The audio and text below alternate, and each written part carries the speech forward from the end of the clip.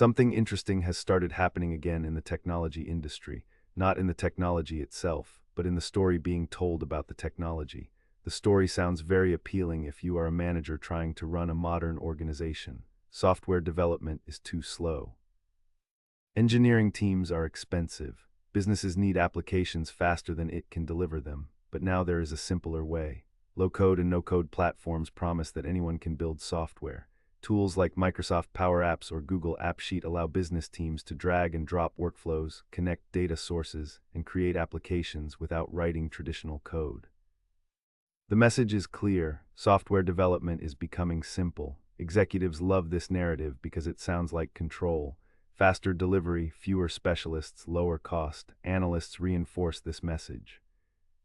Industry forecasts suggest that around 70% of new enterprise applications may involve low-code or no-code technologies within this decade as organizations try to keep up with digital demand. But if you have spent enough time in enterprise technology, something about this narrative feels strangely familiar, because the technology industry has told this story before. In earlier decades, automation was sold with a similar promise. Systems would run themselves. Specialists would no longer be required. Managers would gain efficiency because the technology would remove complexity. Yet researchers studying automation have warned for decades that this assumption is deeply flawed. In 1983, cognitive psychologist Lisanne Bainbridge published a paper called The Ironies of Automation. Her insight was simple but profound. When automation removes routine tasks, it does not eliminate human responsibility. Instead, it leaves humans responsible for the rare and complex situations that automation cannot handle. Bainbridge warned that operators lose hands-on experience when systems become automated, which means they are least prepared to intervene exactly when intervention becomes critical. Automation removes the easy work. What remains is the hardest work. This idea has become one of the most widely cited principles in human factors research on automated systems. But the warning did not begin there. Long before modern automation platforms existed, sociologist Ida Hughes studied the impact of automation on organizations. She argued that technology projects often failed because decision-makers focused on the mathematical or technical models while ignoring the human systems that surround them. In other words, technology cannot be separated from the organization that operates it.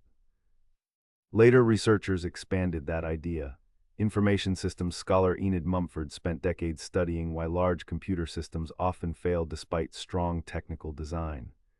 Her conclusion was that successful technology requires attention to social systems, user participation, and organizational design, not just technical capability.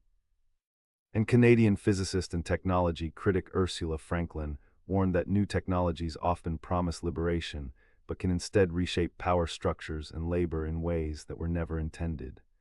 These ideas form a quiet thread running through 50 years of research about technology and society.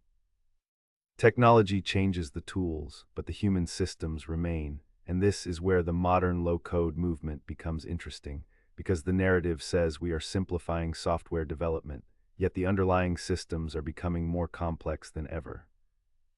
Cloud infrastructure, distributed architectures, API ecosystems, automated pipelines, identity systems, compliance frameworks, and now hundreds or thousands of small applications built across departments using low-code tools.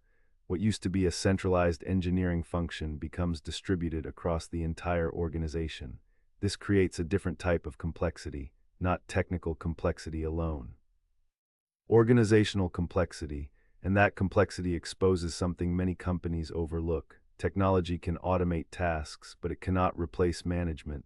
Automation does not perform succession planning.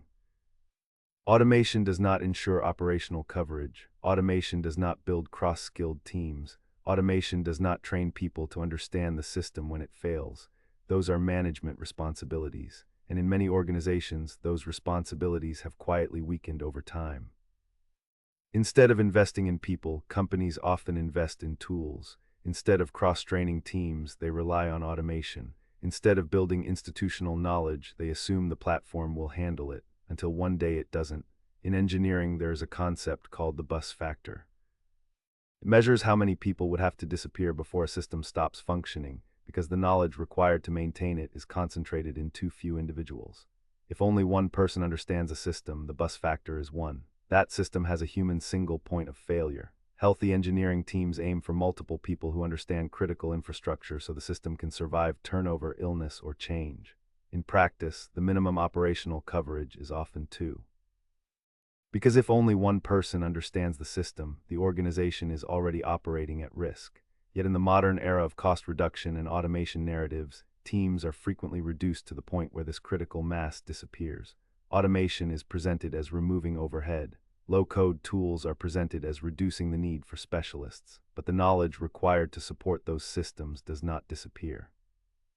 Sometimes it concentrates in two people, sometimes in one, and sometimes in someone who already has a new job. This creates a strange dynamic that experienced engineers recognize immediately. When systems become fragile, the people who understand them often leave before the failure occurs, not out of malice, but because they know how these stories usually end. When the system eventually fails, the blame rarely falls on the long series of decisions that created the fragility. It falls on whoever happens to be there at the time.